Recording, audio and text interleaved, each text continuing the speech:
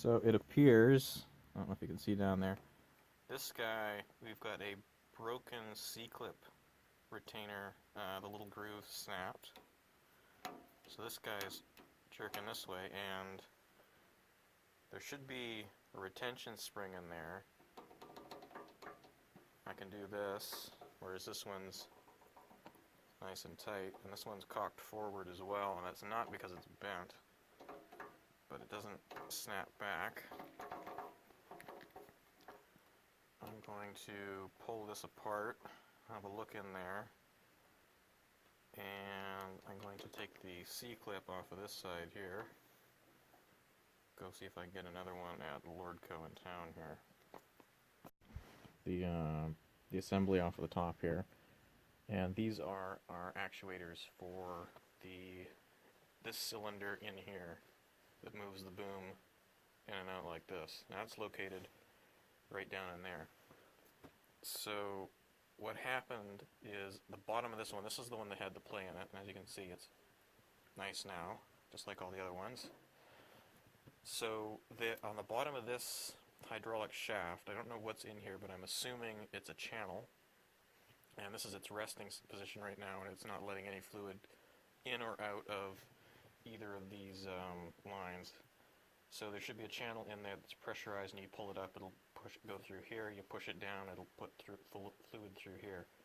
On the bottom of this, inside that little box right there, is a bolt.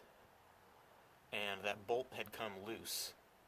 So when you were pushing this down, the arm would go out like this, but when you pulled it towards you, it wasn't going down as far as it could, so the arm was moving really, really, really slowly.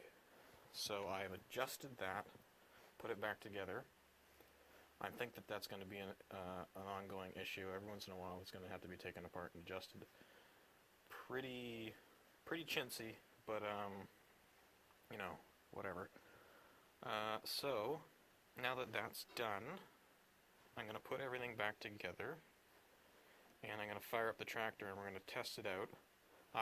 Also, damn good thing I've got buckets and buckets and buckets of junk. There it is right here. I was able to find a C-clip, so don't have to go to town now.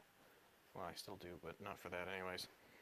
So, I'm going to put this back together, and I'm also going to take this off and straighten it, because it is bent pretty badly. It might break, it might not. If it breaks, I'll just go get some ready rod and fix it that way. Together. Not bad. A little bit still this way. I tightened that one up best I could. It's actually pretty good now. This side still tight. These ones are good. I got the legs down manually. I'm gonna fire up the tractor and see how she works now. Alright, I don't have it wound right up, but here's how it goes now. So we're coming back way faster. A little slower than the down, but that's not unexpected really. Feet are working good. It would work faster if the hydraulic, the RPMs were up. Man, I can't talk at all. But we're doing good.